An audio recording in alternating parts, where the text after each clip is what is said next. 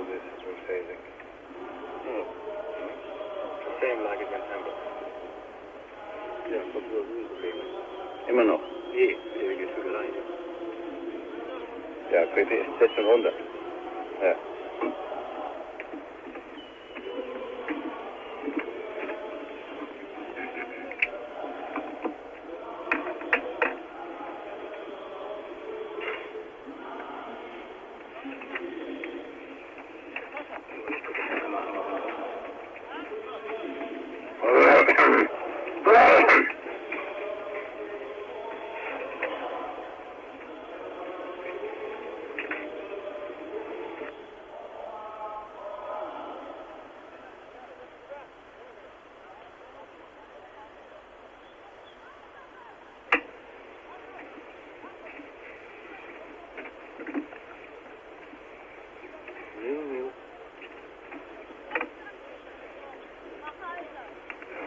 Sieht mir bestimmt nicht. Kann mir vorstellen. Ja, sage ich auch. Dann dürfen wir mal abstimmen, dass Sie das auch so sagen. Ja.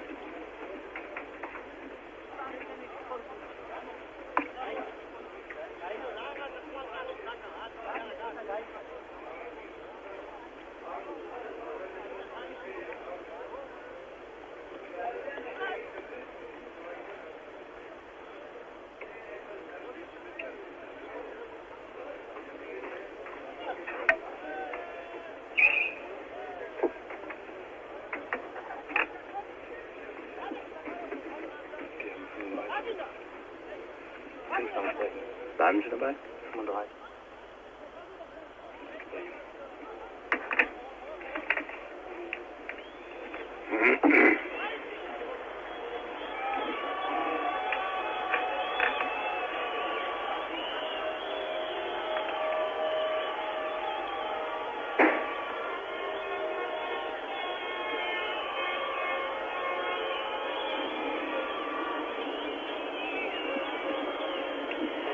Guten Tag, meine Damen und Herren. Zum dritten Mal in 2 Wochen spielt eine deutsche Mannschaft hier in Tiflis, der Hauptstadt Georgiens. Dabei hat wohl der HSV vor 14 Tagen Maßstäbe gesetzt, auch für das heutige Spiel unserer Nationalelf im Dynamo-Stadion. Diese Feststellung muss man den Kontakten und Kommentaren entnehmen, die die hiesigen Fußballfans in den letzten Tagen uns gegeben haben.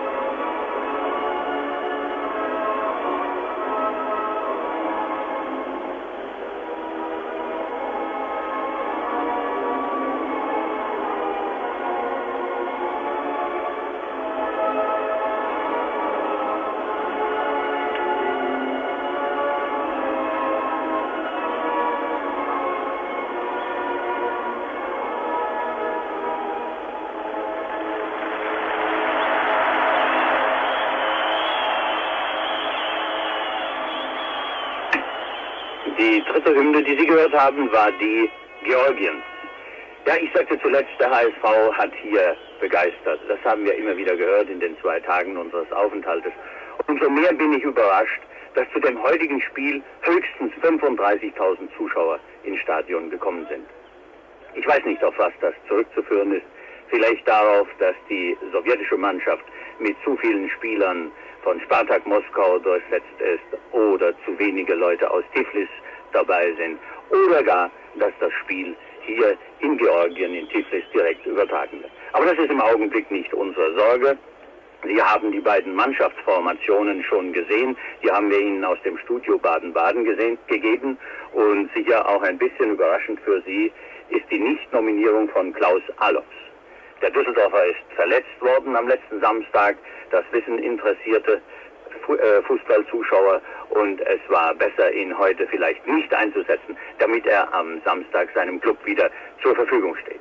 Dafür hat Harald Nickel Premiere mit der Nummer 11. Er spielt so etwas in der vorgesehenen Formation wie links außen, ist vorderste Spitze zusammen mit Klaus Fischer.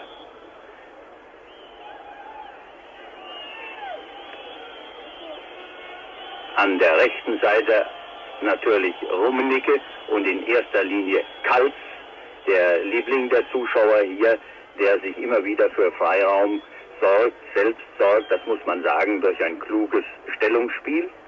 Rummenigge also dritte Spitze, wenn notwendig, aber er kann auch mitgehen zurück ins Mittelfeld. Schuster gleich dahinter, eben in meinem ersten Duell.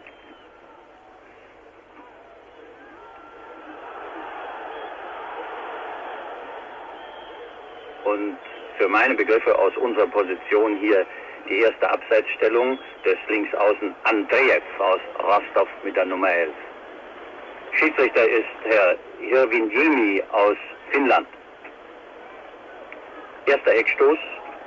Ich sagte am Anfang, das ist das dritte Spiel einer deutschen Mannschaft. Und ich will Ihnen das erklären, denn gestern gab es ja noch eine Begegnung von nicht weltbewegender Bedeutung zwischen den Nachwuchsmannschaften der UdSSR und der Bundesrepublik Deutschland.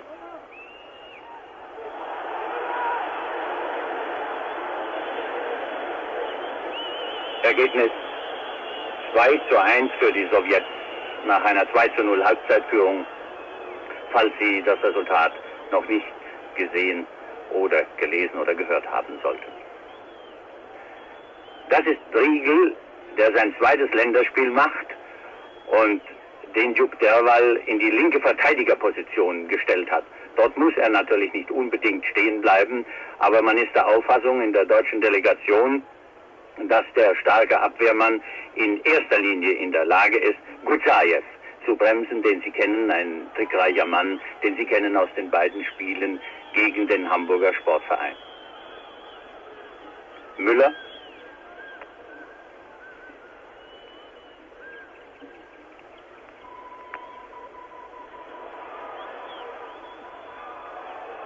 Das war Fischer. Ich finde, das ist eine sehr geschickte Formation mit Kaltz in der rechten Außenverteidigung, Kuhlmann wie immer gehabt, Libero davor Karl-Heinz Förster, der Gavrilov wahrscheinlich markieren muss und in der linken Verteidigung Riegel. Davor Bernhard Dietz, der den vordersten Mittelfeldspieler der Sowjets nehmen soll, der eben allerdings an ihm vorbeigespielt hat, mit der Nummer 8 Oganessian, wieder am Ball.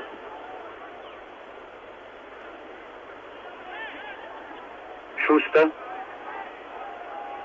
Kaltz. Ich sehe, dass wir eine ziemlich totale Bildführung haben und ich Ihnen die Namen einfach nennen muss, weil ich glaube, dass die Spieler noch nicht einmal an der Bewegung zu erkennen sind. Müller-Briegel und Freistoß etwa 1 Meter vor der Strafraumgrenze.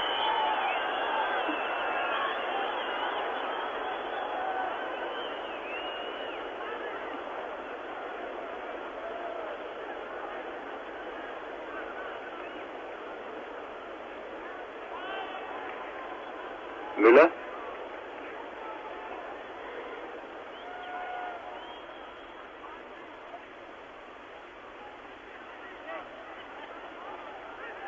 Andreev. Dietz. Und der lange Kuhlmann.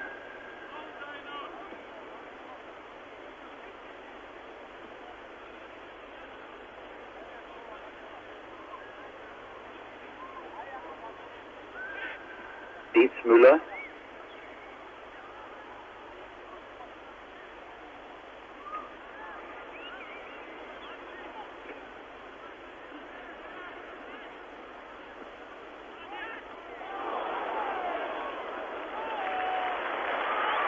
Erster Beifall für diesen Kopfstoß von Klaus Fischer.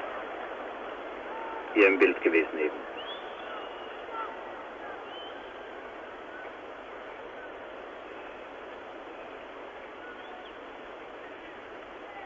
Die sowjetische Mannschaft ist für unser Team eine große Unbekannte, denn wieder einmal muss man hierzulande neu aufbauen, nachdem die Mannschaft in der Qualifikation zur Europameisterschaft restlos versagt hat und dort nur in der Gruppe 6 Letzter geworden ist.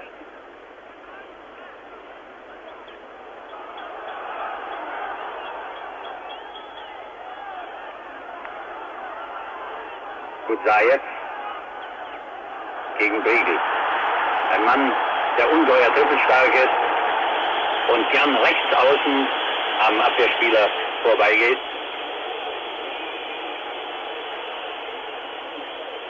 Klare Freistoßentscheidung.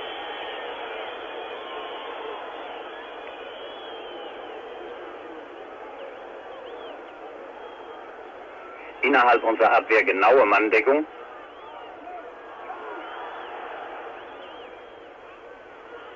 Karl-Heinz Förster befasst sich bevorzugt mit Andreev, der zwar die Nummer 11 trägt, aber vorderster Mann ist und keineswegs links außen spielt.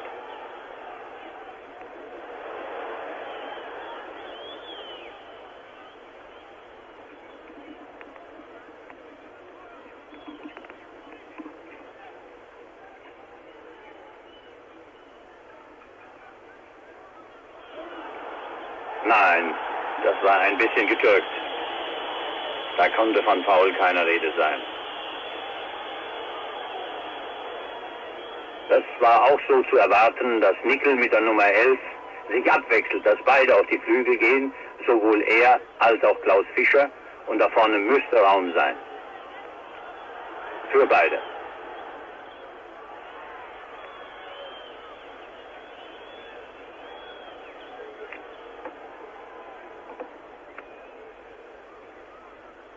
Rummenigge, Kaltz und Müller, sehr gut. Geschickte Körpertäuschung, die zweite, und gutes Abspiel. Aber nicht so in den vollen Lauf von Karl-Heinz Rummenigge, dass der Münchner die Chance hätte verwerten können.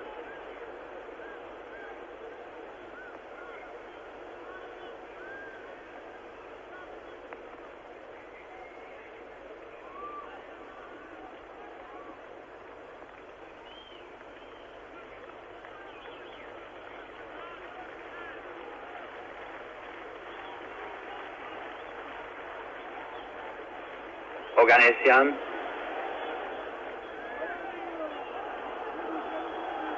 Gudzajew.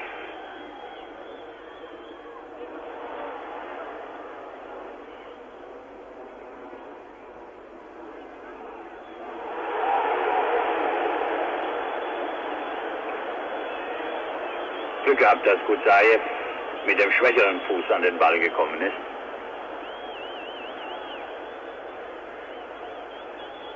Libero Kuhlmann, Briegel, Schuster,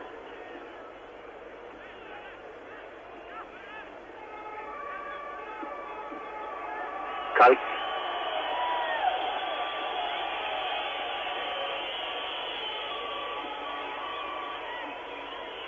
links außen, ja. Und ein... Oh! Nochmal Lattenschuss. Von Nickel.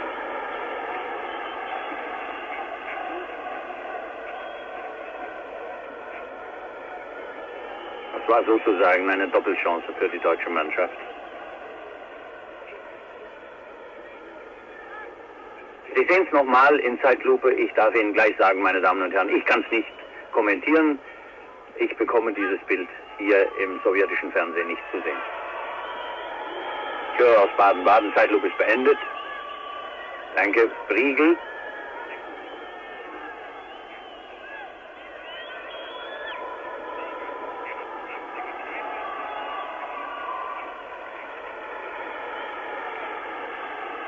Er hatte nicht den Freiraum, aber er schafft ihn sich durch seine gewaltigen Vorstöße.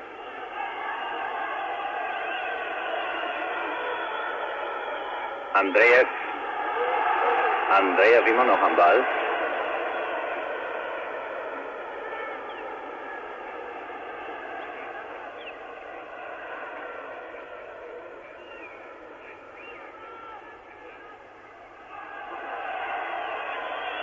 Hält gerne, der Mann aus Rostock.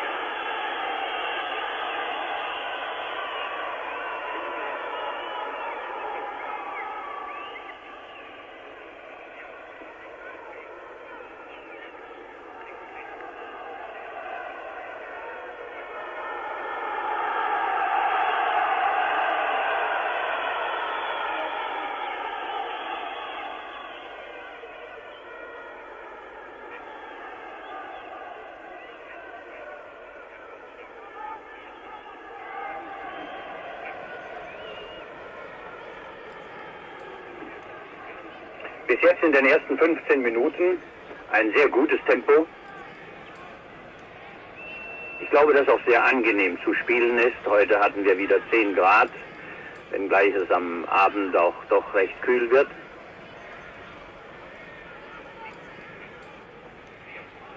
Schuster, Nickel. Die Sowjets bis jetzt auch sehr variabel, sehr flexibel.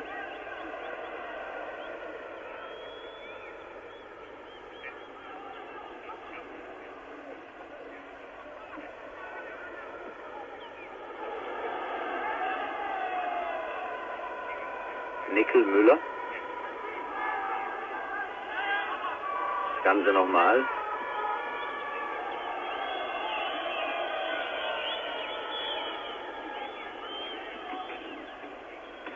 Was in Mailand geht, muss in Tiflis nicht unbedingt auch gelingen, aber er hat recht. Er muss das versuchen aus dieser Entfernung.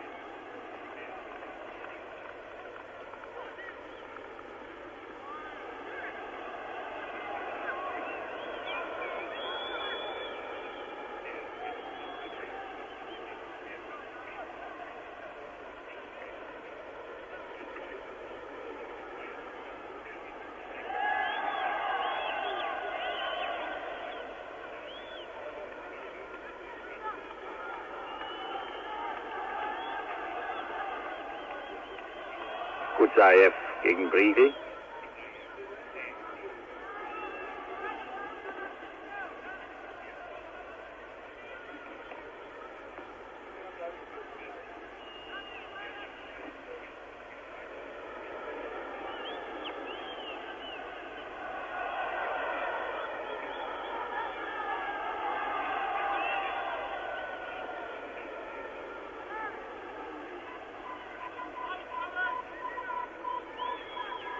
Kuhlmann, der Libero, geht weit mit nach vorn. Er treibt nicht nur den Ball, bietet sich sogar jetzt noch einmal an.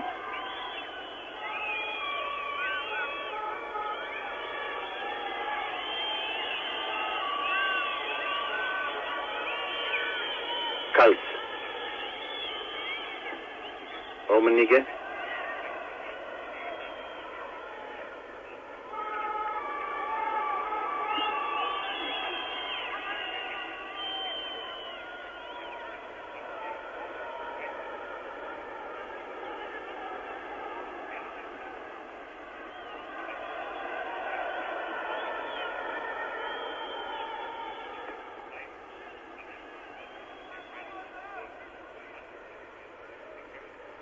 Wieder Kuhlmann.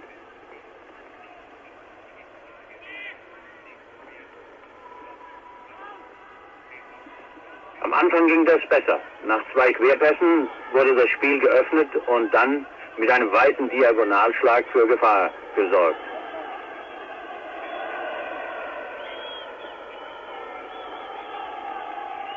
Gut gemacht, diese Doppelattacke von Dietz. Schuster.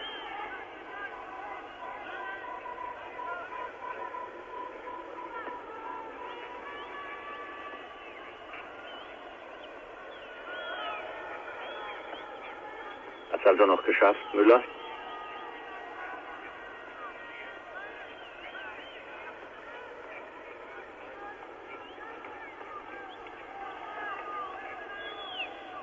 Wieder Kuhlmann.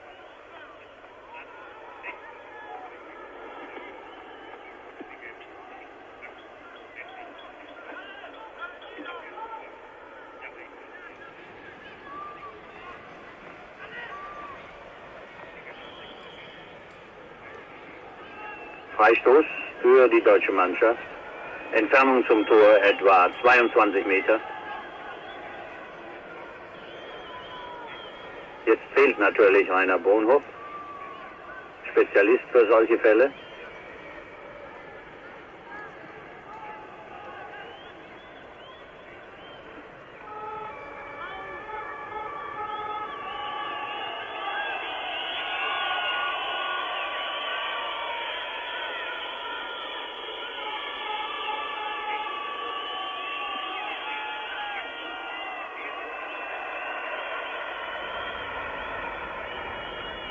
Der war nicht ungefährlich, dieser Freistoß von Müller, weil ich glaube, dass die Abwehrmauer, die Abwehrkette der Sowjets nicht sehr günstig stand.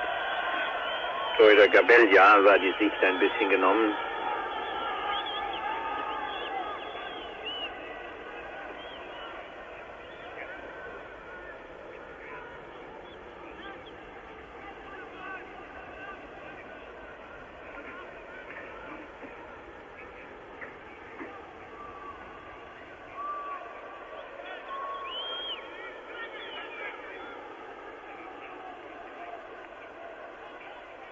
Oh.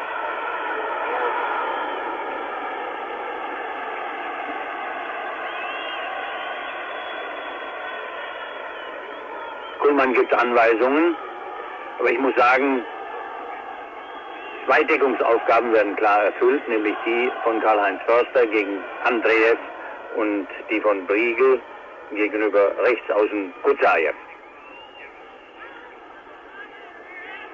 Alle anderen wechseln. Schuster insbesondere, das ist auch seine Aufgabe im Mittelfeld zwischen Mann- und Raumdeckung.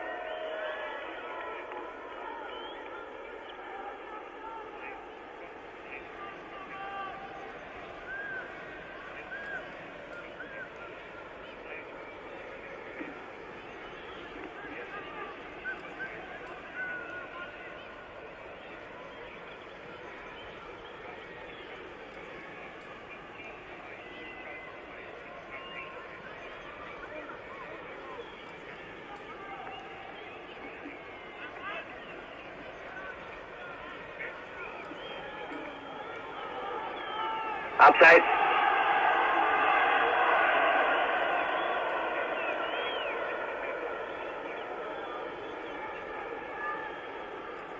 Ich weiß nicht, ob Sie es selbst erkennen konnten, ob das Bild so total geführt war.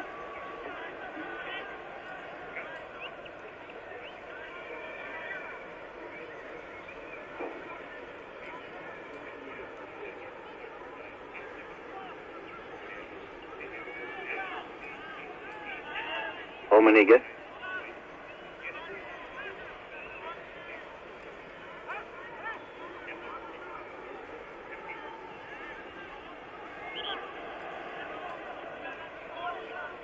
Indirekter Freistoß.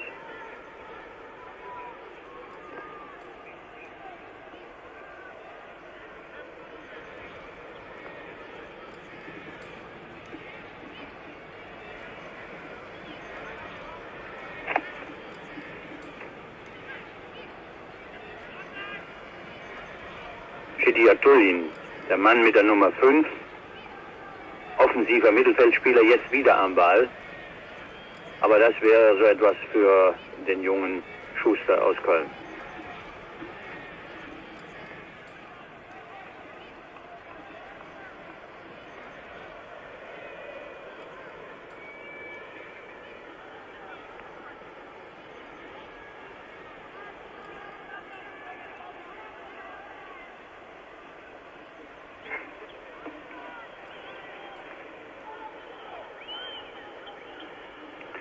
...19 Minuten gespielt, Spielstand immer noch 0:0.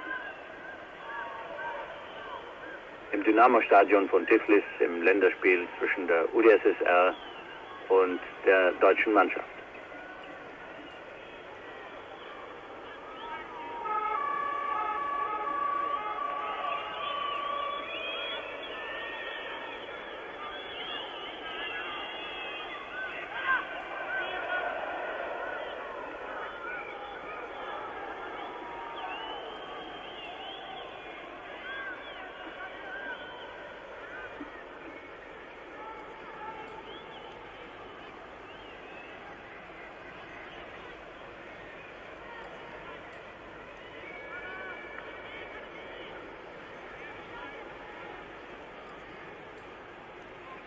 Nochmal Schuster.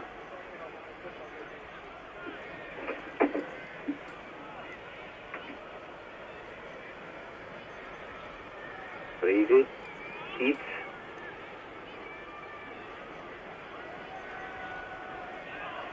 Ja, das sollte er lieber nicht machen.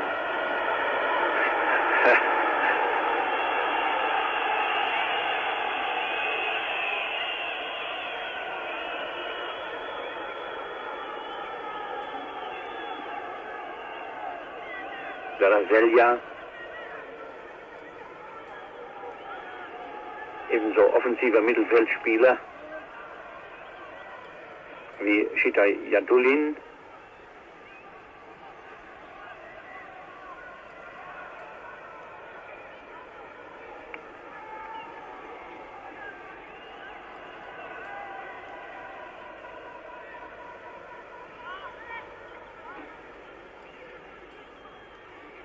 Kaltz.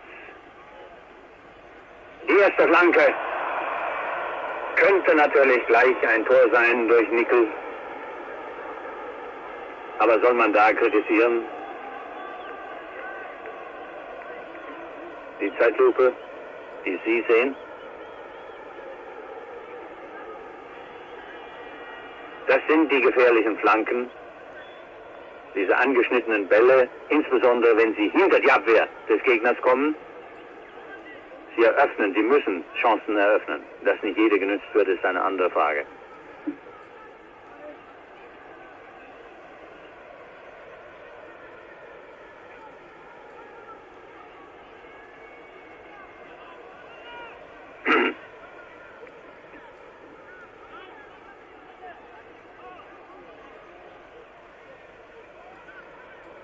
Rummenigge, wunderbar nickelfrei gespielt. Kein Abseits. Das waren zwei großartige Gelegenheiten innerhalb von einer Minute.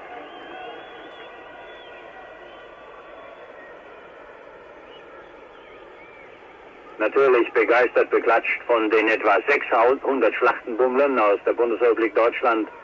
600, das ist der Stamm, der wohl überall mit hinreist. Das sind die ganz Unentwegten.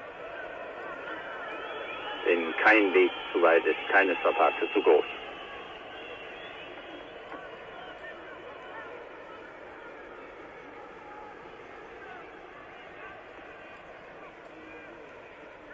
Es ist kein schlechtes Spiel, sondern ein gutes. Aber es ist taktisch wohl von beiden Seiten so gut durchdacht, dass nur Improvisation, Überraschungsmomente zum Erfolg verhelfen können. Wollen wir sehen, wer das bringt. Kaltz gefoult.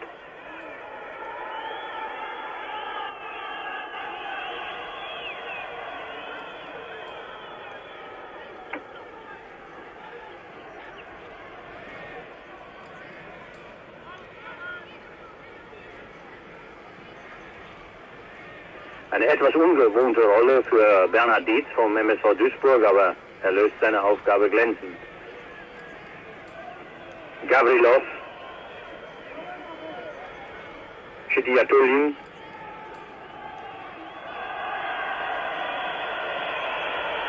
da kann man nicht darüber diskutieren. Die Attacke galt nicht nur dem Ball, sondern das ist ja auch regelrecht so. Der Ball muss dann auch getroffen werden.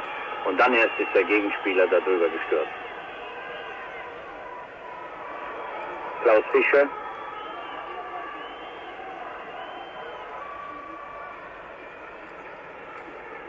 Erster Eckstoß für die deutsche Mannschaft.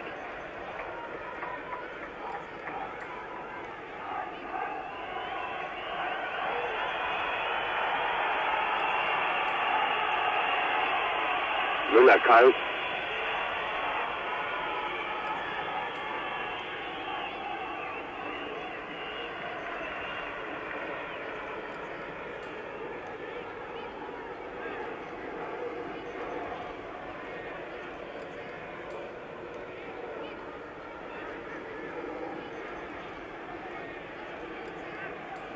Oh.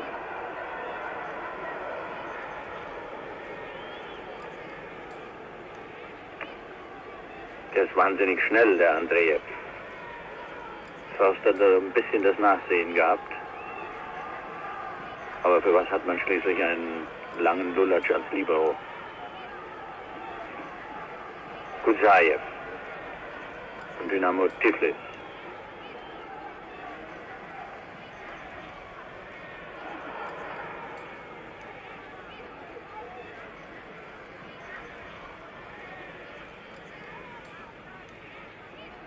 Einwurf für Weiß, ja.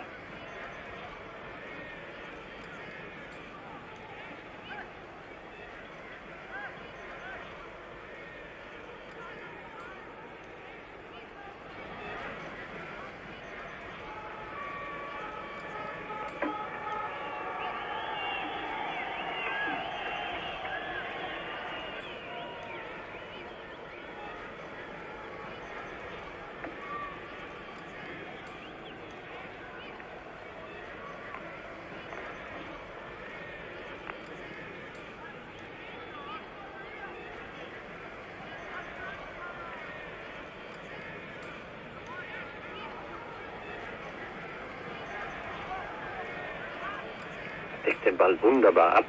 Kuzayev. Jetzt wieder am Ball.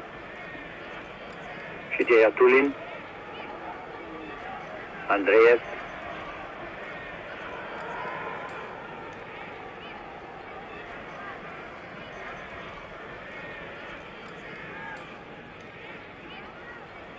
Nickel.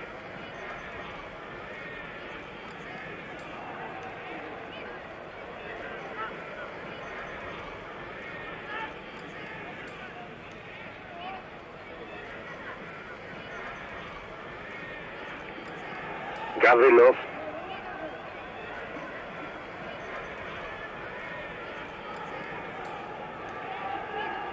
Ja, das ist schwierig.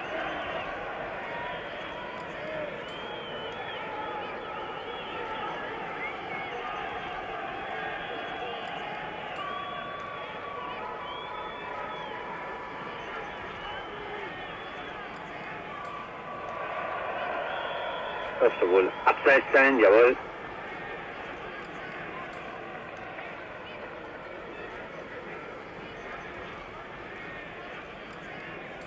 Die deutsche Elf spielt am Anfang flüssiger, zügiger. Jetzt hält man den Ball schon wieder zu lang und treibt ihn zu weit. Kommt wohl aus dem Gefühl einer Überlegenheit, die gar nicht mehr da ist.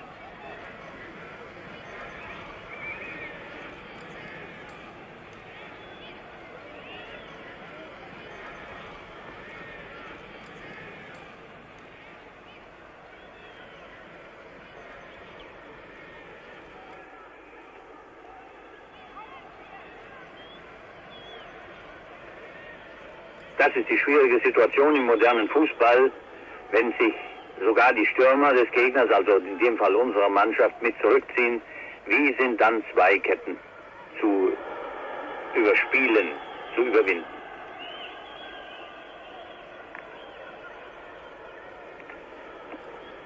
Chitiatulin. Eine auffallende Persönlichkeit von Spartak Moskau, der Mannschaft, die 4 Spieler im Team hat bis jetzt. Mehrere sitzen auf der Reservebank. Müller.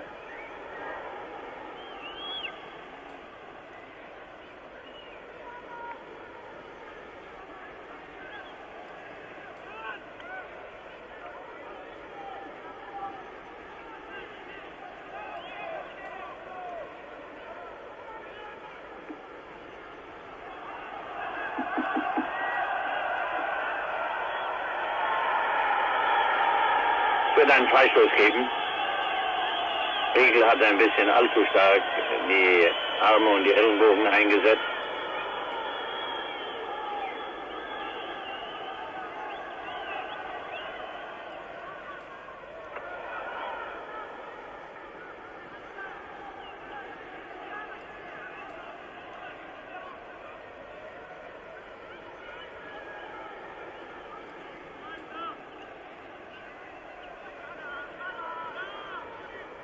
Ganz drüben auf der linken Seite wartet Schuster.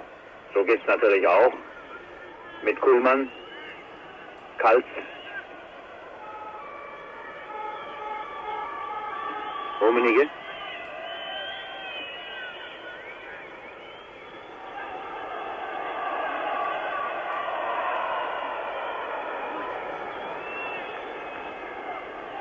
Die dritte Möglichkeit für Nickel.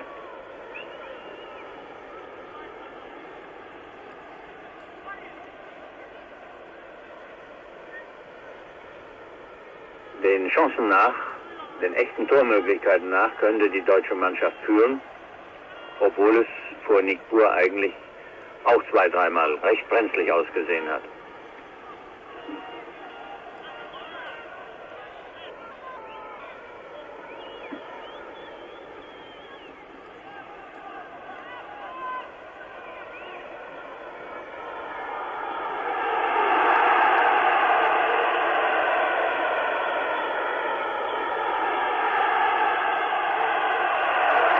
Das kann ich Ihnen sagen. Da ist Nickbur nicht dafür zu kritisieren. Das war eine unglaubliche Leistung, wie der gekommen ist, die Fäuste einfach nach hoch zu kriegen.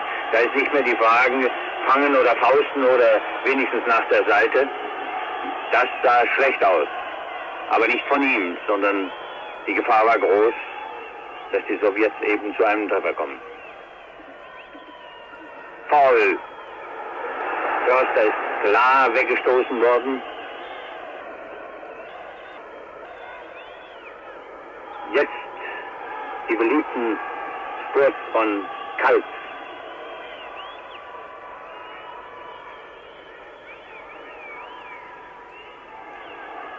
Nicht abseits.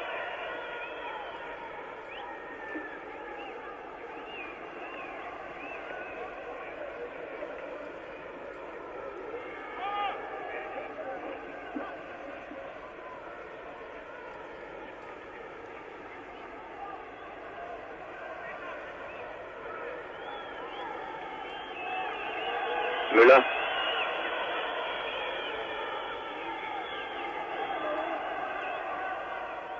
Abseits meines Erachtens beim Abspiel.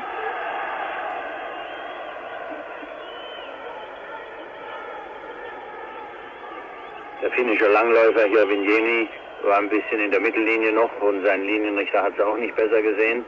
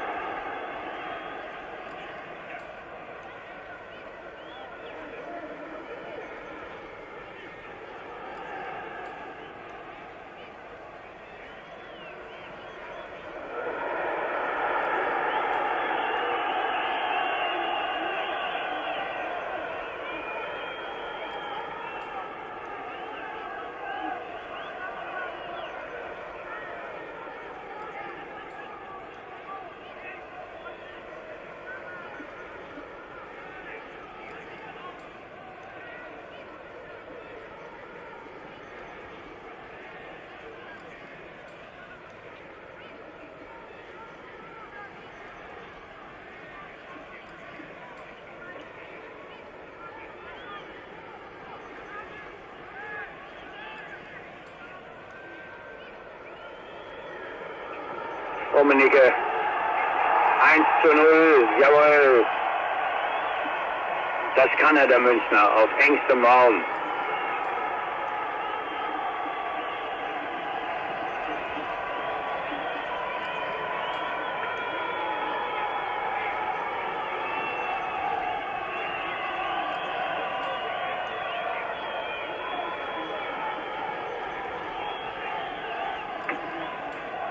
Sie haben es in der Zeitlupe nochmal gesehen und sicher erkannt, dass das eine glänzende Vorarbeit war in dieser 34. Minute von Dietz. Aber das kurz angesetzte Dribbling von Rummenigge, das ist eben seine wunderbare Ballbehandlung, seine technische Perfektion, auf kleinstem Raum 2, 3 Spieler auszutricksen. Das liegt ihm noch mehr, viel mehr, muss ich sagen, das ist seine Stärke, als der Torschuss nach dem langen Sololauf, zu dem er natürlich auch fähig ist.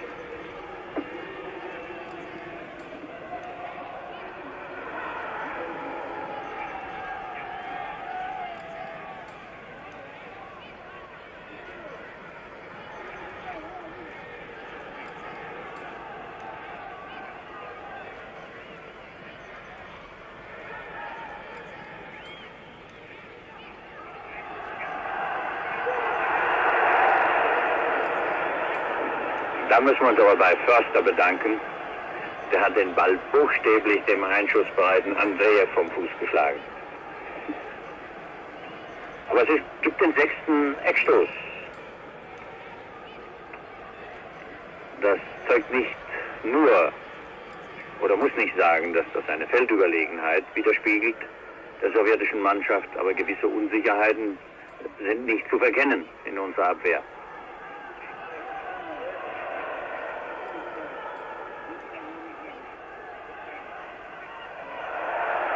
Da passiert nichts.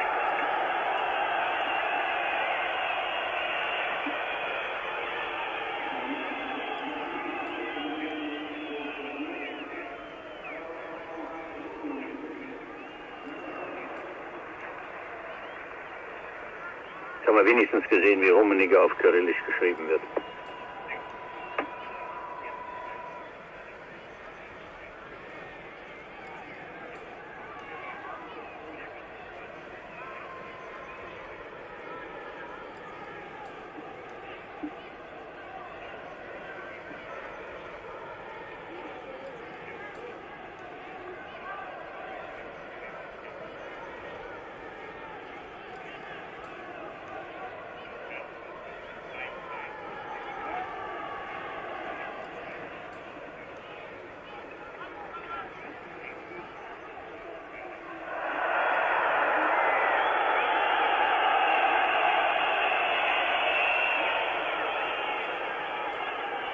Das Publikum ist sehr kritisch hier, auch den eigenen Spielern gegenüber.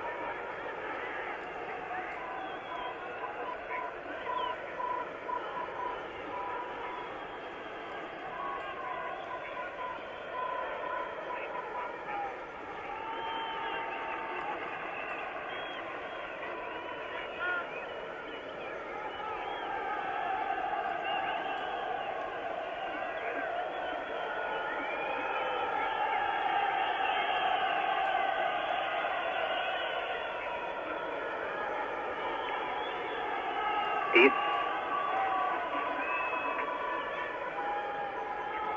Nickel.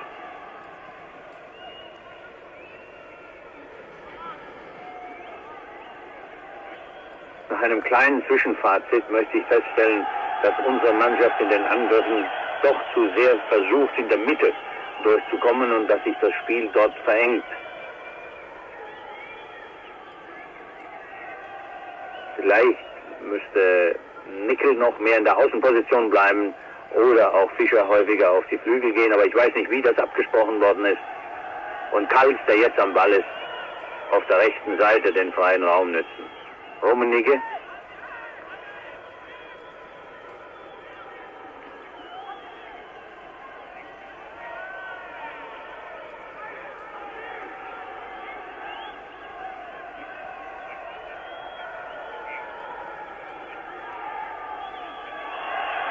Freistoß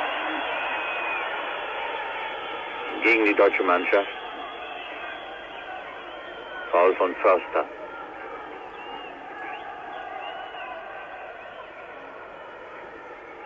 Schuster.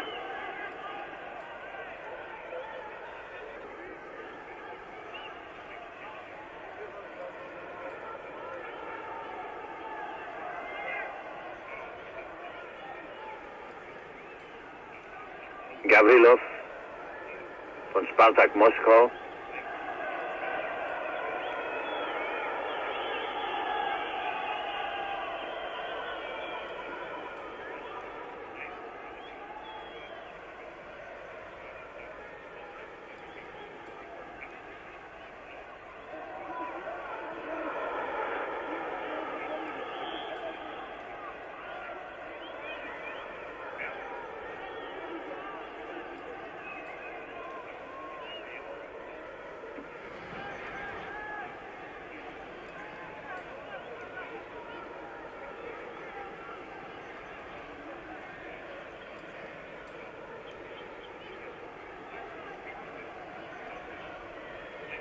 Auf der linken Seite bietet sich Briegel an. Müller.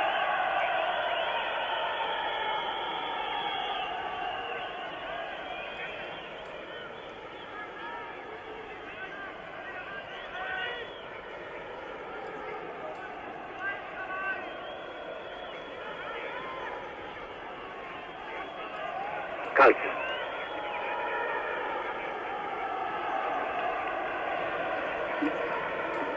Zweiter Eckstoß.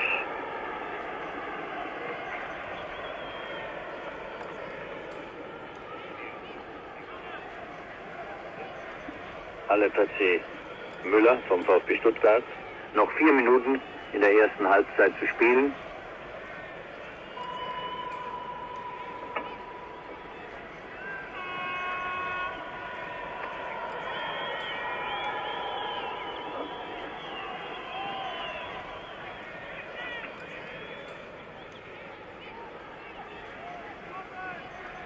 Der Linienrichter hatte abseits angezeigt. Schiedsrichter Hirvin Jemi hat es richtigerweise nicht gepfiffen, weil der sowjetische Torhüter ja in Ballbesitz kam und so das Spiel genauso schnell sich entwickeln konnte.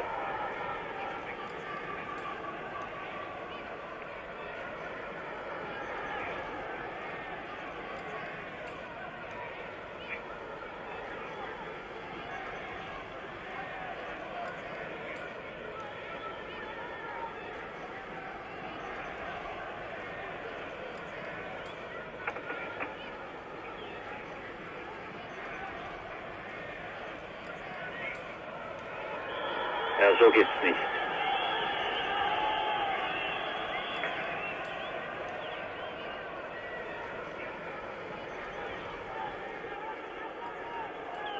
...21 Spieler in der deutschen Hälfte, in der Tat. Noch ein Foul von Kuhlmann. Ein überflüssiges sogar.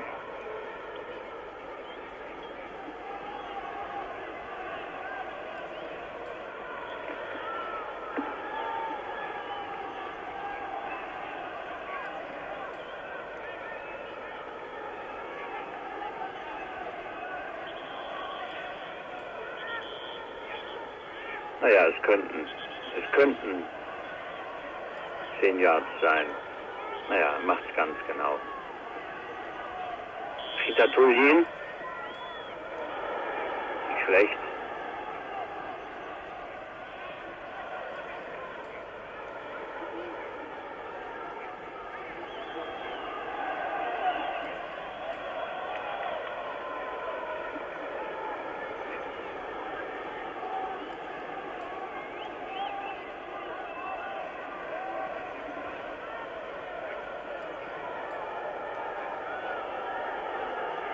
Jetzt müsste ein ganz langer Ball zu Kalt kommen.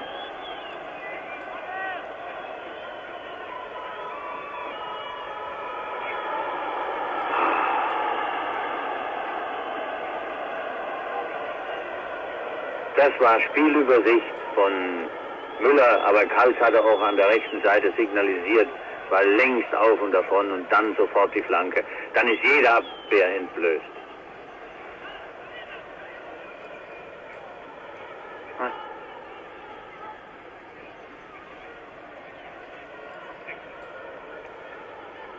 noch eine Minute hier in Tiflis zu spielen. Spielstand 1:0. Noch. Oh, Freunde. Dafür kann es keine Bestnoten geben.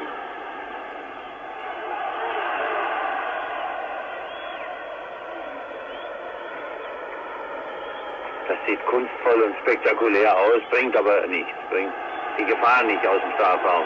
Jetzt Rummenigge. Müller. Fischer müsste angespielt werden. Nickel steht im Abseits. Ja, er muss es allein machen. Oh, herrlich Abwehr von Gabella. Nur 2 Spieler an einem solchen Zug beteiligt. Das finde ich fantastisch. Rummenigge übers halbe Feld und die andere Hälfte dann von Müller. Halbzeit. So, meine Damen und Herren, ein Torhüter und 3 Feldspieler dürfen ausgetauscht werden. Wir wollen sehen, wie es nachher weitergeht. Ich gebe zurück in die Sendezentrale bis dahin nach Baden-Baden.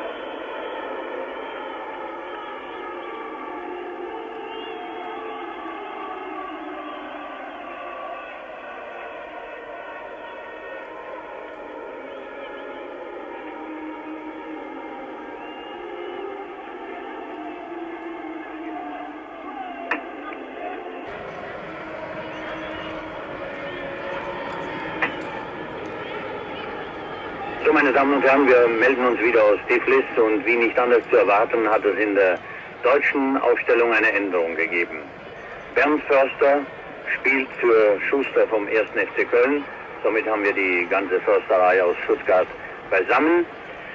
Ich weiß nicht, ob das eine taktische Geschichte ist oder ob Schuster, der junge Mann mit 19 Jahren, geschont werden soll. Es war ja vorgesehen, auszutauschen, denn es gibt morgen einen strapaziösen Heimflug.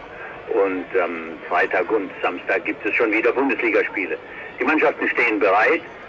Natürlich kann ich in einer kurzen Zusammenfassung sagen, dass das Spiel nicht das Temperament der Kölner Begegnung gegen Wales hat. Aber jeder Gegner ist auch auf unsere Mannschaft anders eingestellt. Ansonsten ist alles beim Alten geblieben. So sehen wir es jetzt im Augenblick. UdSSR-Mannschaft unverändert. Sie werden vielleicht ein paar Namen vermisst haben. Unsere Spieler kennen sie alle. Aber in der sowjetischen Mannschaft fehlt vor allen Dingen Blochin, fehlt Kipjani und Mirejew. Aber die Sowjets, das deutet ich schon einmal an, wollen aufbauen für Olympia. Fischer am Ball. Kals. Das sind die herrlichen Bälle, wie Sie gesehen haben. Diese Flanken, die sich wieder wegdrehen, die erst zum Tor gehen und dann wieder wegdrehen, sind natürlich ein Risiko für jeden Torhüter. Die sowjetische Mannschaft will und soll neu aufgebaut werden. Und diese Spieler wie Blochin dürfen einfach nicht mehr spielen, weil sie schon an Weltmeisterschaftsqualifikationen teilgenommen haben. Und bei den Olympischen Spielen nächstes Jahr in Moskau will man natürlich eine besondere Rolle spielen. Trainer Beskov, der gleichzeitig Sparta Moskau trainiert, die Mannschaft, die mit einem Punkt Vorsprung kurz vor Abschluss der Meisterschaft führt, hat natürlich im Wesentlichen auch auf die Spieler seines Clubs zurückgegriffen. So, das war's zum Allgemeinen, jetzt wieder zum Spiel.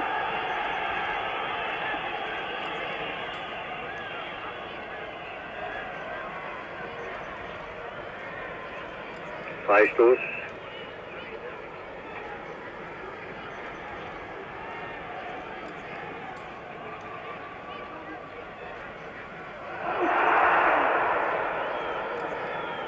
Viel Glück, viel Glück.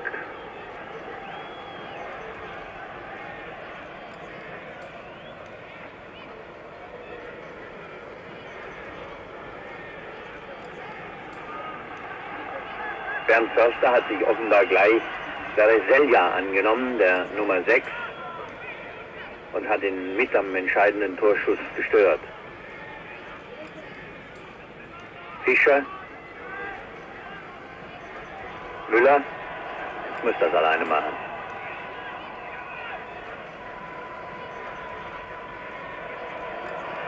Dietz. Fast ein schulmäßiger Kopfball.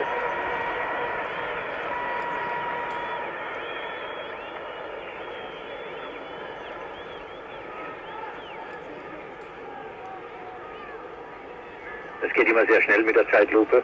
Es wird etwas anders gehandhabt offenbar als bei uns. Macht mir Laune, weil ich sie selbst nie sehe. Müller ist drüben. Kommt nochmal dieser Kopfball von Fischer, wenn er auch anders gewollt war.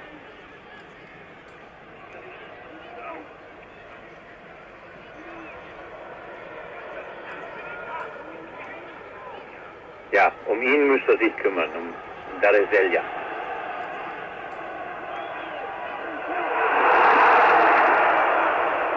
Lattenschuss von Chitijatullin von Spartak Moskau.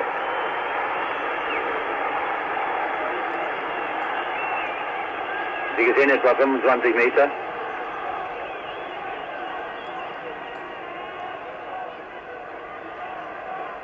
Das war der Schütze. Wieder am Ball.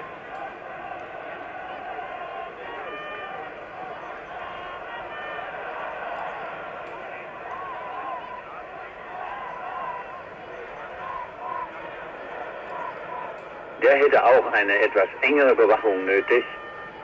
Aber er selbst soll sich wohl um Müller kümmern, der sich wiederum Spielraum auch verschafft. Jetzt ist er wieder am Ball. Chitijatullin. Vorteil.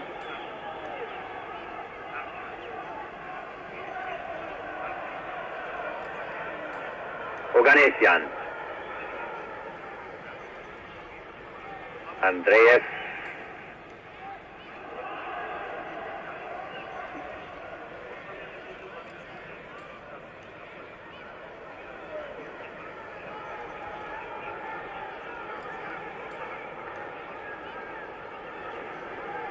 Die Sowjets sind offenbar Schnellstarter zu Beginn jeder Halbzeit. Da muss man sie abfangen. Das war gestern bei den Jungen unter 21 so. Briegel. Überlegt gemacht.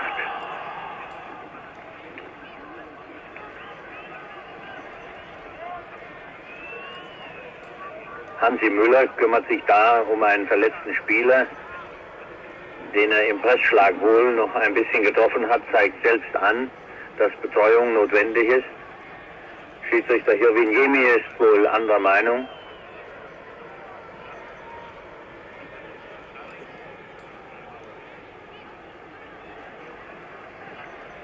Oganessian, ja. Geht aber weiter.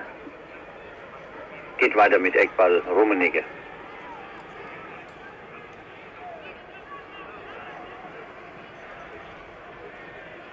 Das war mit der Nummer 14 Bernd Förster. Riedel.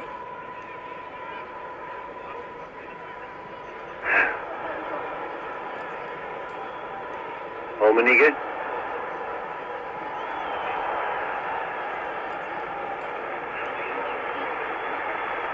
Es gibt Beifall hier, nicht nur von den deutschen Schlachtenbummlern für diesen Spielzug.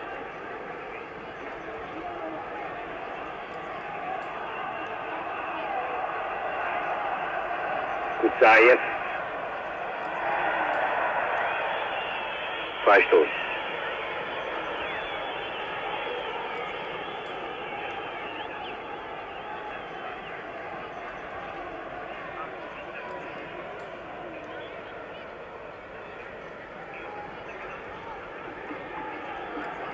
Indirekt, jawohl, das ist richtig.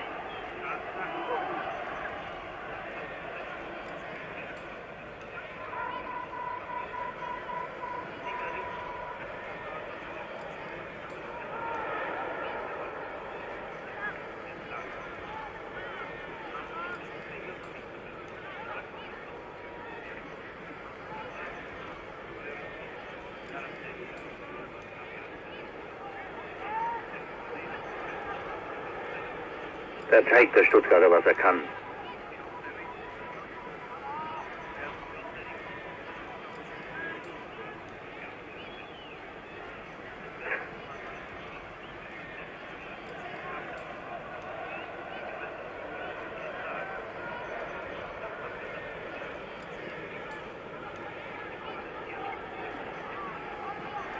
Unsere Mannschaft zieht sich bei Gegenstößen zu weit zurück, müsste unbedingt früher attackieren. Man weiß ja nie, ob das so gut geht, immer am Strafraum den Gegner noch zu stellen und zu blockieren. Jetzt mal wieder kalt, so wie Sie ihn hier erlebt haben vor 14 Tagen. Das ist nicht so schlecht, der Ball.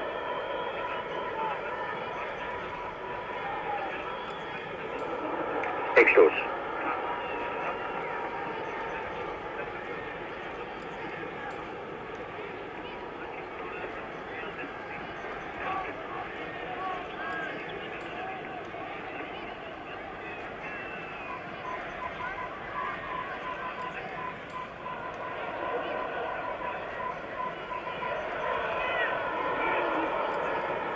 Herrlicher Volley-Schuss von Dietz, da aus der Luft genommen.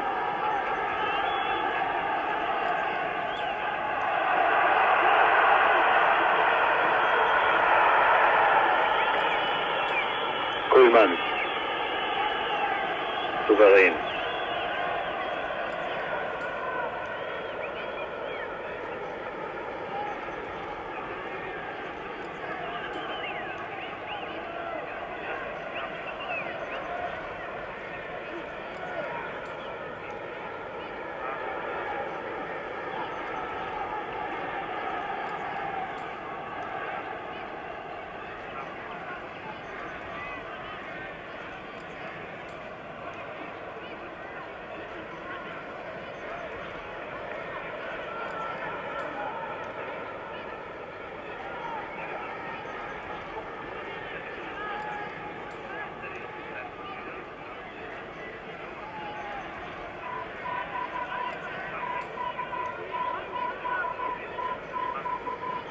Rummenigge. Müller.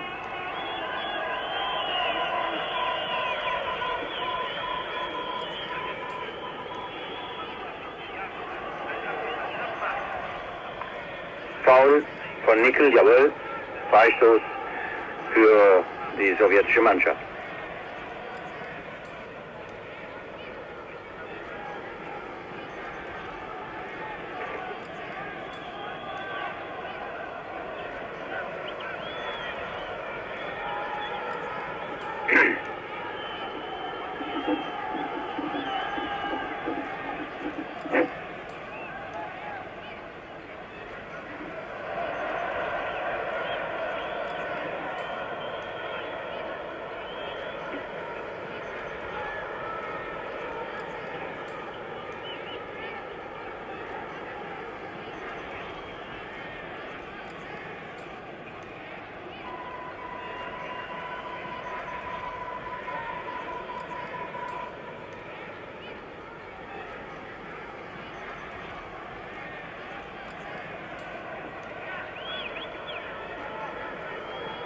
Chidiatuli. Gavrilov. Wieder Chidiatuli.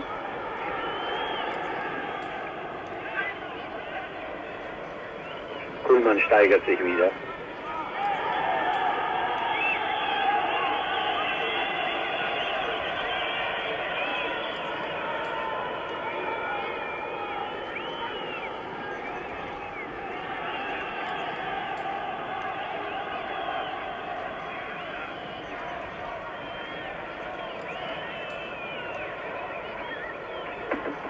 Siebter Eckstoß.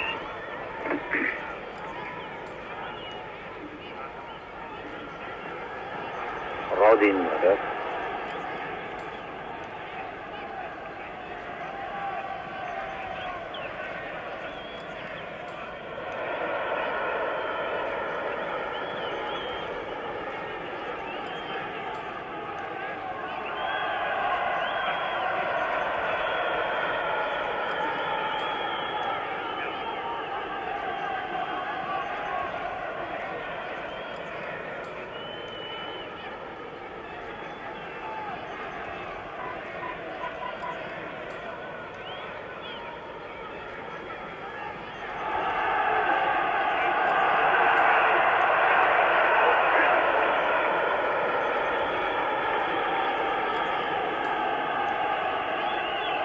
Die Angreifer werden zu spät attackiert.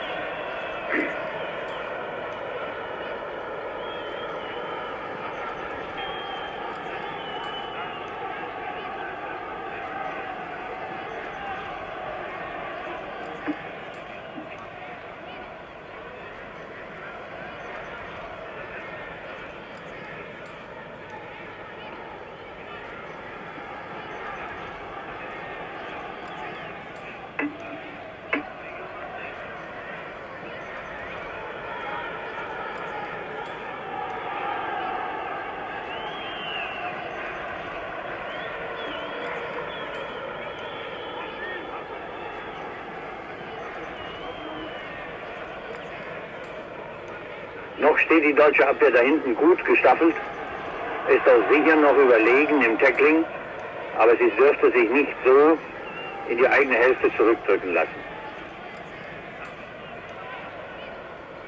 Bernd Förster.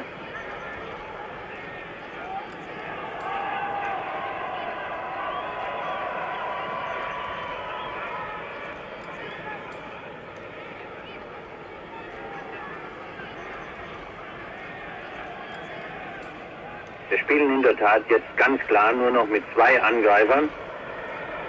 Das Mittelfeld hat es schwer nachzurücken. Nickel. Abseits.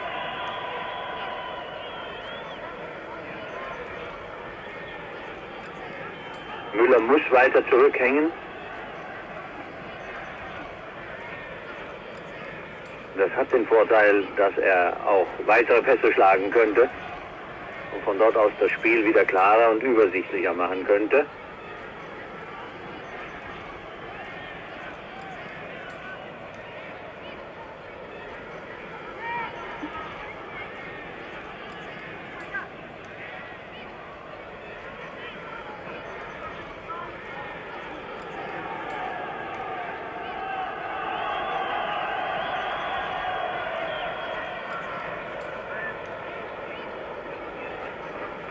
Kuhlmann. Sehr gut gemacht. Das war kein Abseits. Fischer. Na, und nun Ruhe bewahren. Ach Gott. Vom Strumpf von Nickel. Er tut mir leid, der Neuling.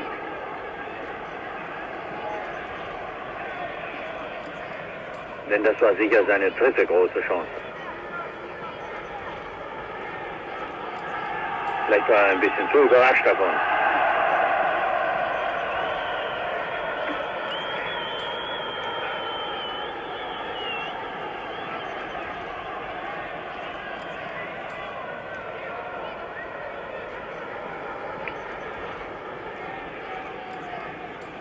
Aber Kuhlmann muss man immer wieder loben, weil er genau das Timing hat. Er weiß ganz genau, wann er abspielen muss, wann er zurückbleiben muss und wann er nach vorne gehen kann.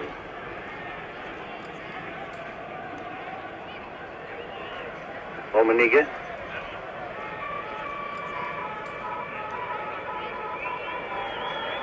Na, 2-0, würde ich sagen. Jawohl! 2 Tore von Rummenigge. Kein Abseits.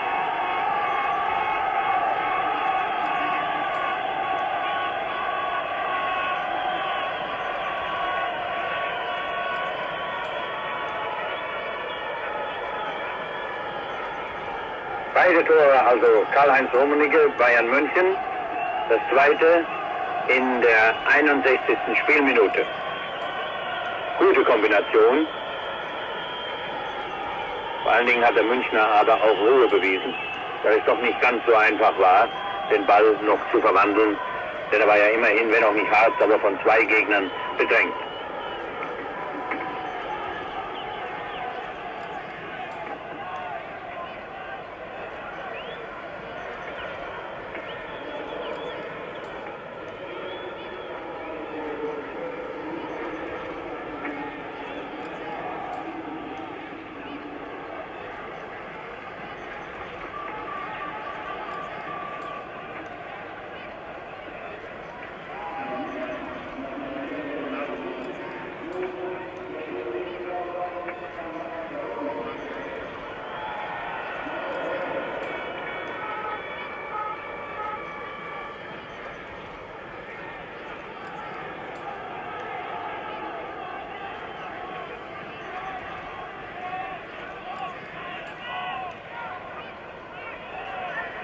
Schlechtes Abspiel von Förster. Missverständnis mit Müller.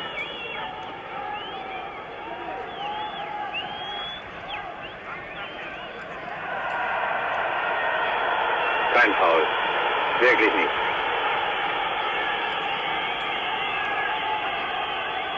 Wieder Karl-Heinz Rummenigge.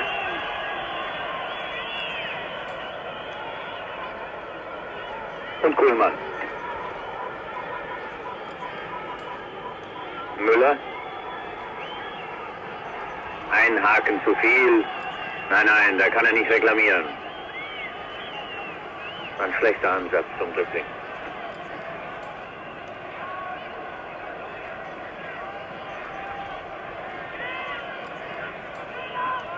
Oder Karl-Heinz Förster. Müller. Es kommt natürlich wieder mehr Sicherheit ins Spiel.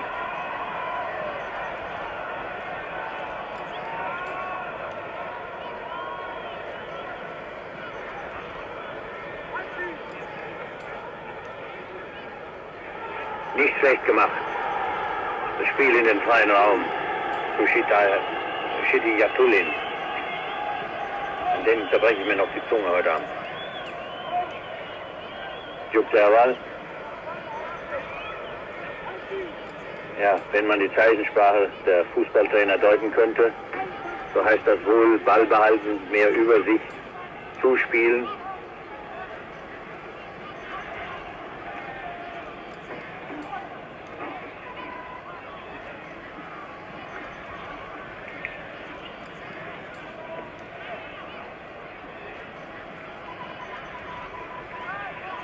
Ich denke, dass die Sowjets auch austauschen werden.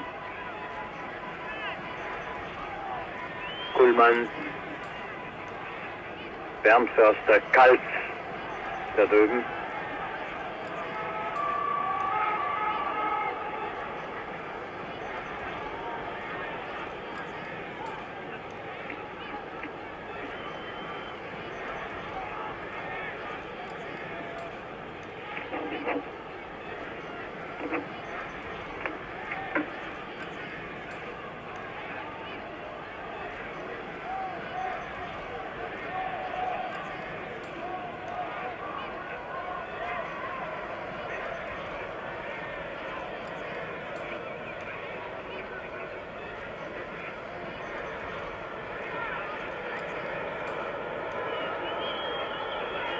Müller.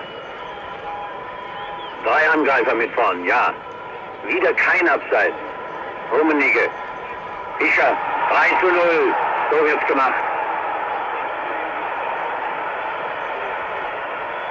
Jetzt hat sogar ich die Zeitlupe. Hoffentlich Sie auch.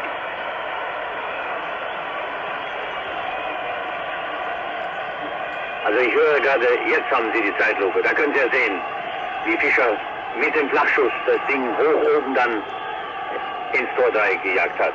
66. Minute, 3:0. Könnte mir vorstellen, dass Jukterwal vielleicht sogar jetzt noch 2 weitere Feldspieler austauscht. Denn die Sache scheint ja zumindest vorentschieden zu sein.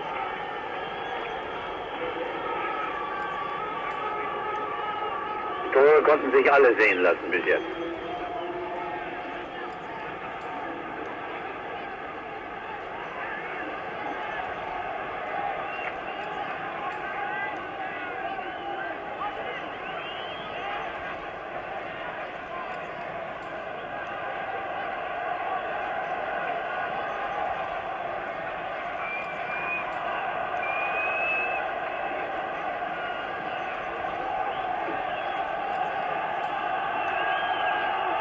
Kaltz riskiert nicht alles und er hat auch recht.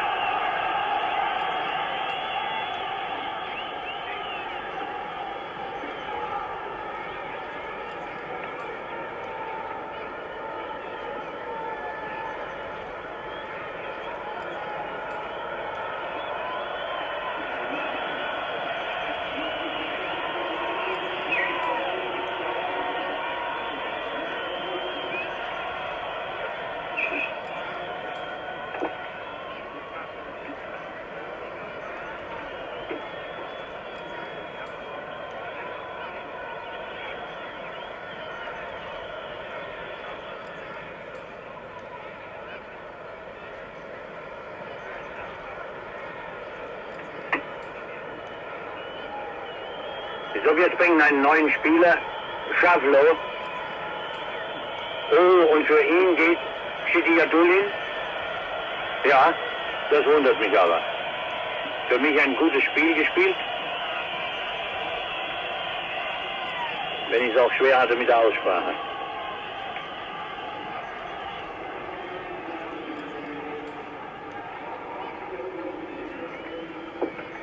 Schawlow.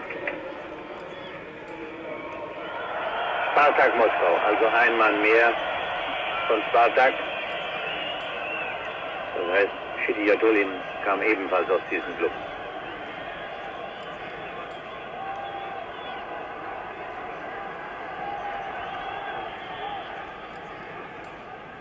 Freistoßentscheidung von Hirmin Yemi. Die müsste aber zugunsten der deutschen Mannschaft ausfallen. Tut sie wohl auch. Aber was macht er denn? War es denn nicht im Strafraum? Ich will zwar nicht sagen, dass es ein elfmeterreifes Foul war, aber wir wollen sehen, was aus dem Freistoß wird.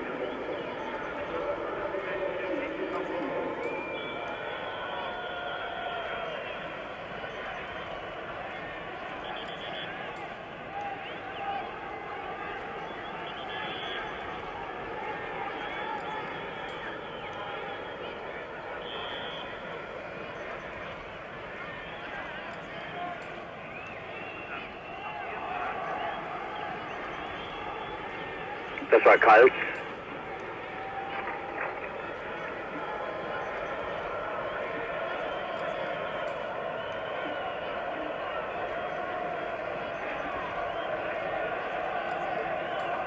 Aha, Kontrolle ist gut. Namen sind richtig geschrieben.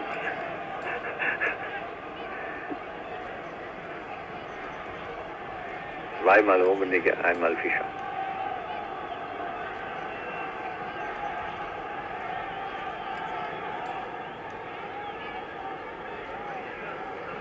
Die Sowjets brauchen so viele Stationen, um das Mittelfeld zu überwinden.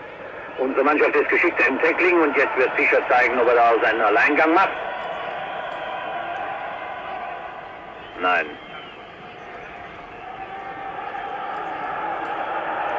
Schawlow zum ersten Mal am Ball. Da sehen Sie ihn noch laufen, jetzt kriegt er ihn wieder.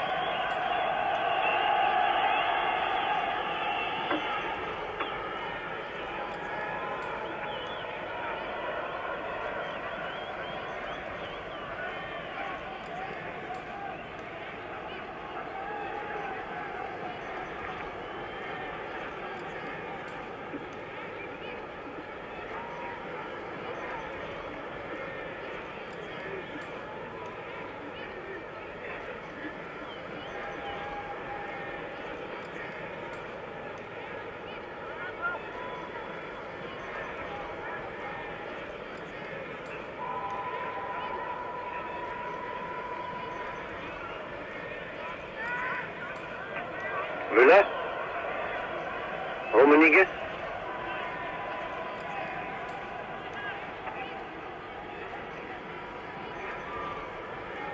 sehr schön gemacht, kalt.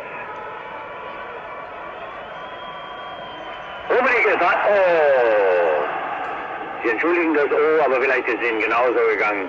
So ein schöner Kopfstoß und dann an den Außenpfosten. Was ist los? Ah, er steht wieder auf. Karl-Heinz Rummenigge ist okay. Winkt ab, als Erich Deuser schon am Spielfeldrand auftaucht.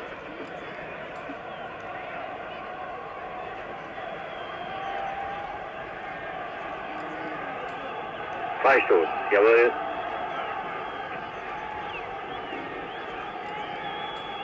Noch 20 Minuten zu spielen. 3:0 für die Mannschaft der Bundesrepublik Deutschland.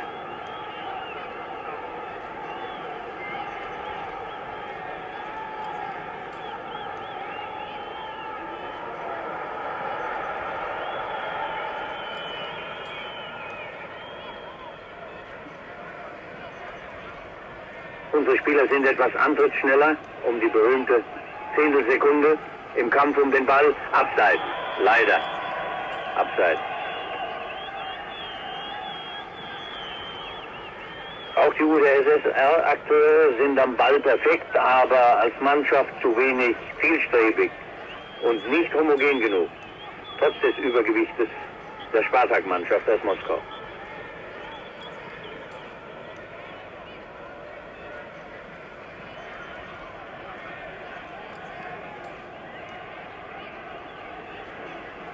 Ja, jetzt kommen zwei neue deutsche Spieler. Dietz wird das Feld verlassen und Kalt. Ganz klar, dass das nicht auf Leistung zurückzuführen ist, sondern auf Schonung, insbesondere bei Kalt. Werden mit riesen Beifall verabschiedet. Ins Spiel kommen mit der Nummer 13 Zimmermann und davor läuft mit der Nummer 15 Votava, der sein Debüt jetzt geben wird.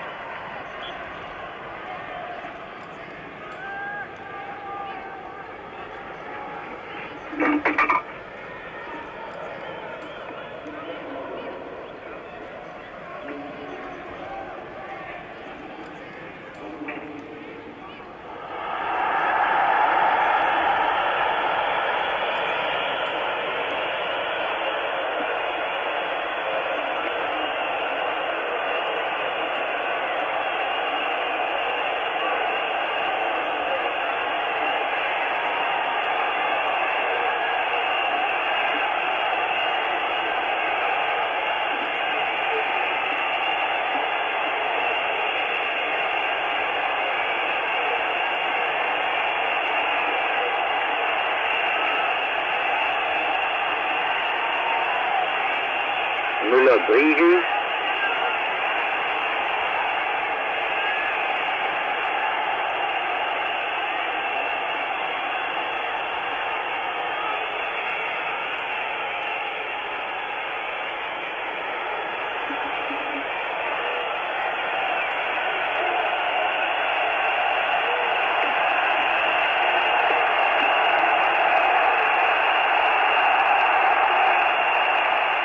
Freistoß, ja.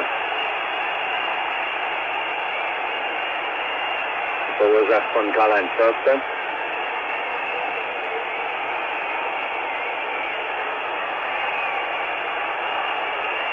Das Auswechselkontingent von Jupp Derwall ist jetzt erschöpft. Ein Torhüter durfte ausgetauscht werden und 3 Feldspieler. Mehr hat er auch an Feldspielern gar nicht mehr dabei. Nur Brodensky sitzt noch auf der Bank. Klaus Alof kann man ja nicht als Reservespieler rechnen, da er in der Tat verletzt ist.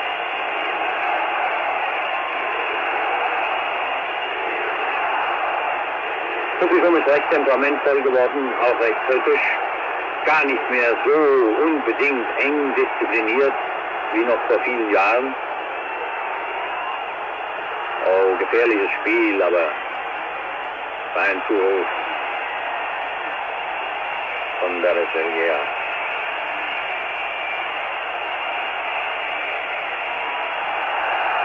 Schadlow.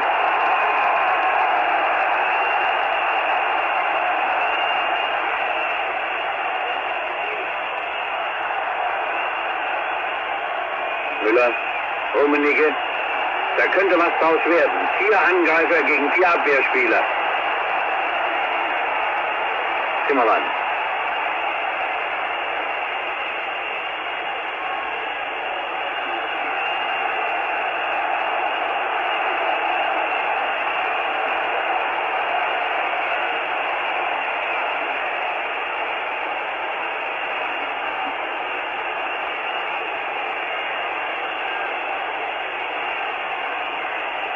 Rodin?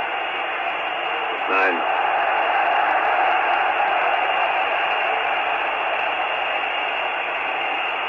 Dann geht mit der eigenen Mannschaft scharf ins Gericht, hier auf den Ringen. Rummenigge.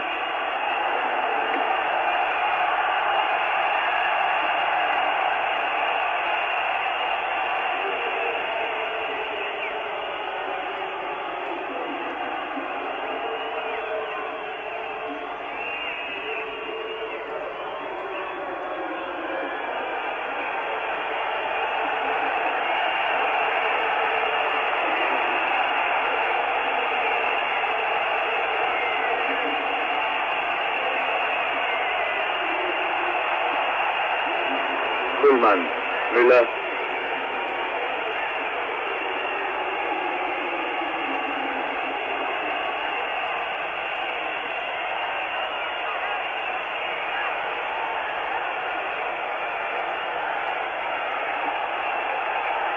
Votava war das.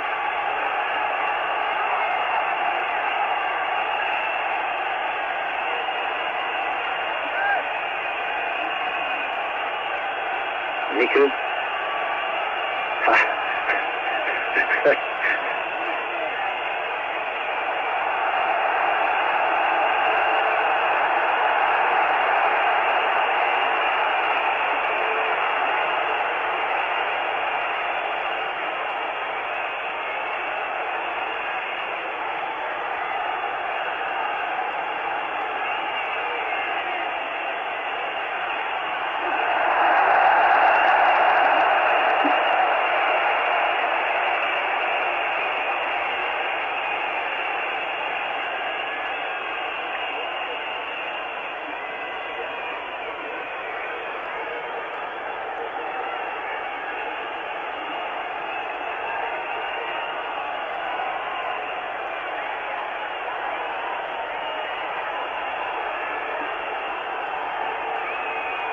Ottawa, Riegel, Fischer.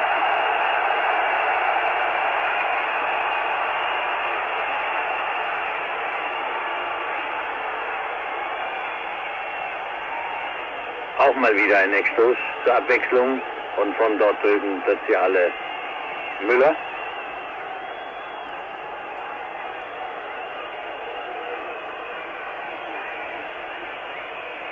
Bernd Förster gegen Schawlow, indirekter Freistoß.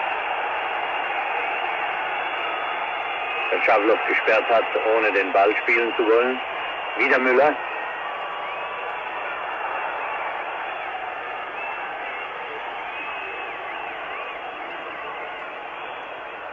Ich glaube, wir müssen Verständnis dafür haben, wenn die deutsche Mannschaft nicht mehr so sehr Tempo macht. Es war trotzdem eine gute Generalprobe mit einer anstrengenden Reise zwischen zwei Bundesligaspieltagen. Und es ist richtig, dass nicht mit allerletztem Einsatz gespielt wird.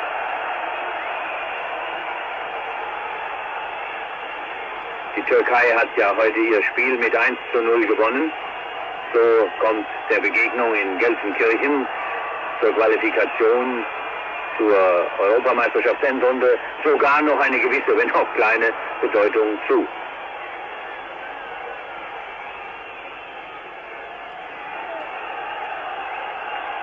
Saraselja, der Mann mit der Nummer 6, hat viel Spielraum. Torabstoß. Was ist dort? Nein, keine Verletzung.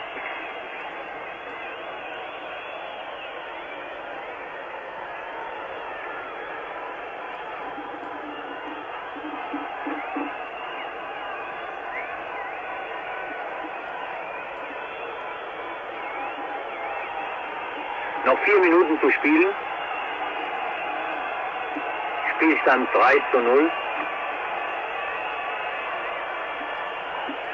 Und das eine kann man jetzt schon sagen, wenn es auch nicht direkt zum Spiel gehört. Juk Derwal bleibt weiterhin ungeschlagen. Denn da wird sich ja nicht mehr allzu viel ändern. Das kann ich mir nicht vorstellen. Das ist nun sein 11. Spiel seit dem 4:3 in Prag. Nun hat er 8 Spiele gewonnen und 3 Unentschieden mit dieser Mannschaft gestaltet.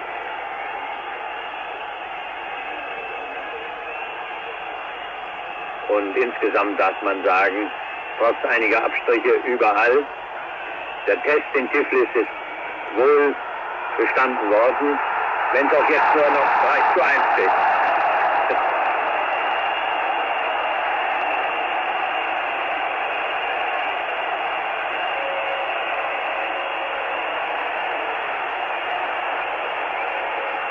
Sie sehen es in der Wiederholung.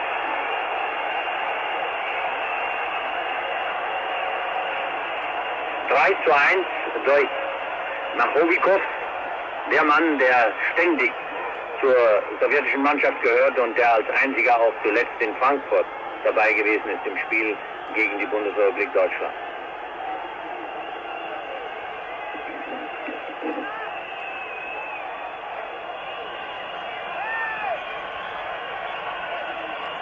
Der Linienrichter meint es andersrum. Einwurf für die UdSSR. Sicher eine Enttäuschung dieses Spiel, ganz gleich wie das Resultat nun im Endeffekt lauten wird, für die sowjetische Auswahl, für das Auswahlkomitee vor allen Dingen. Ich habe mich ein bisschen in der Uhr getäuscht. Zu spielen sind jetzt noch 6 Minuten.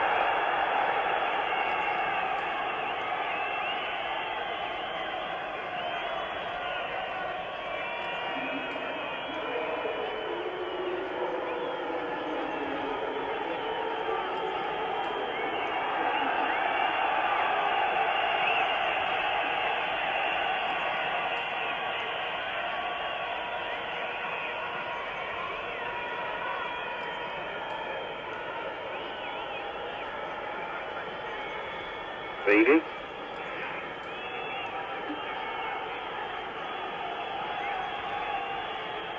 Müller. Ja.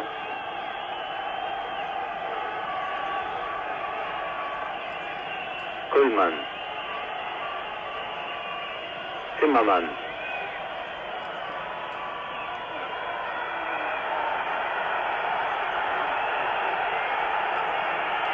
Es ist natürlich klar, dass die Stimmung im Stadion sofort umschlägt.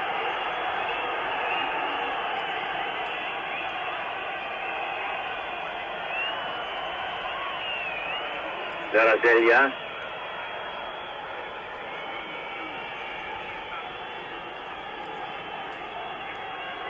Nickel, Rummenigge.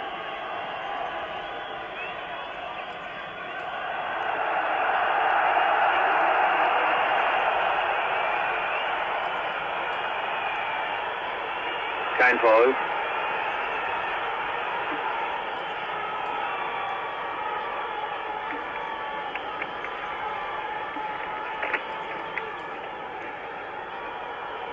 Riegel schlägt sich an der linken und an der rechten Seite herum, macht einen Haken zu viel.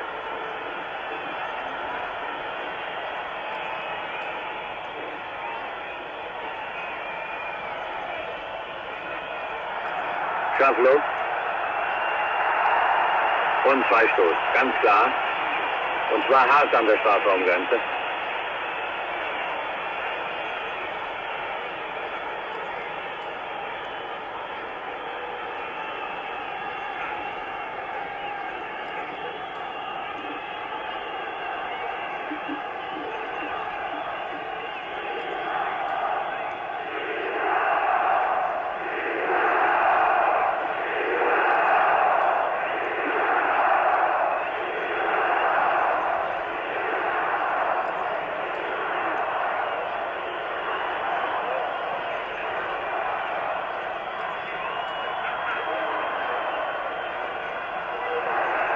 Abseits. Ja.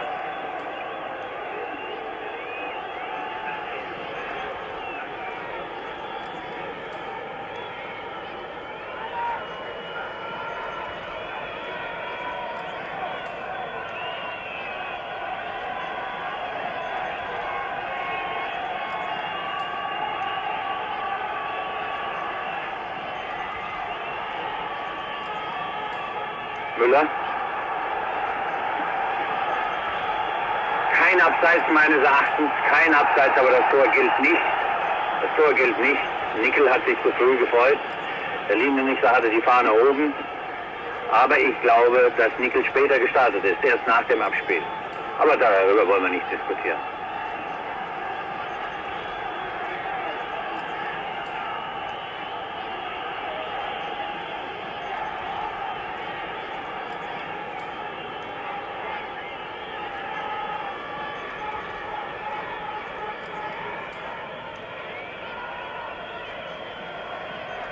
Jetzt noch einen schönen Schlussakkord, das wäre doch was wert.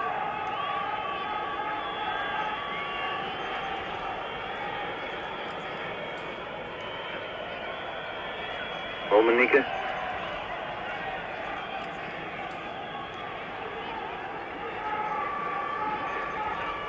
Votava. Ja, gar nicht schlecht gemacht. Müller. Und Eckstoß. Ja, ja.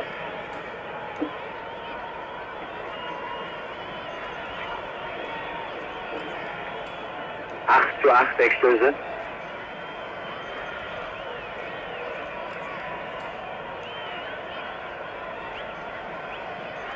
Und noch 1 Minute zu spielen.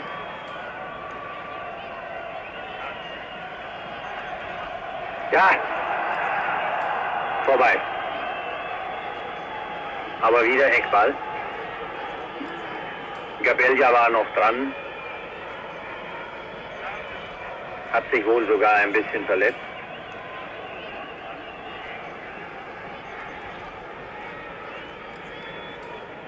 Das war Bernd Förster.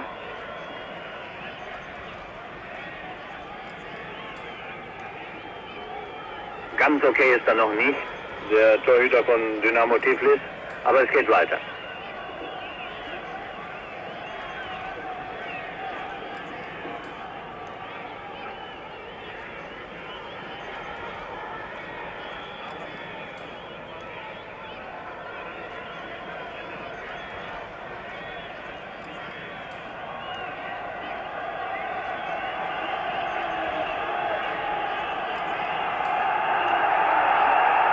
Schaflow.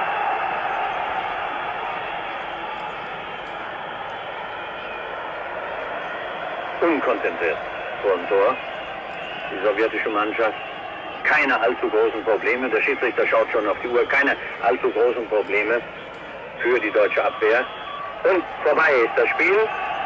Mit 3:1 gewinnt die deutsche Mannschaft hier in Tiflis in Georgien gegen die Auswahl der UdSSR. Moderner Fußball haben wir vielleicht zeitweise gesehen.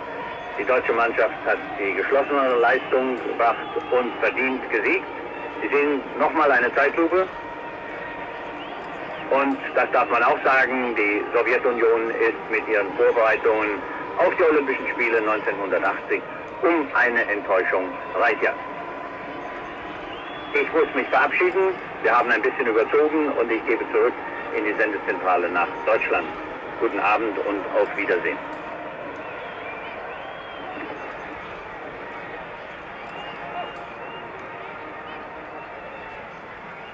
Ende bitte kommen.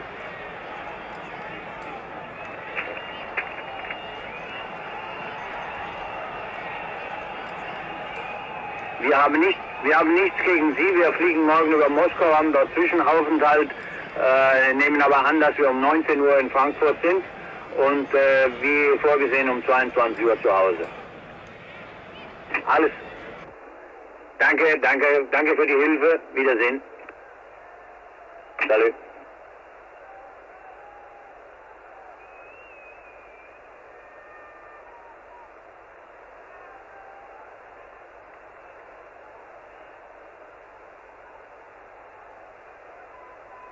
Südwest 3.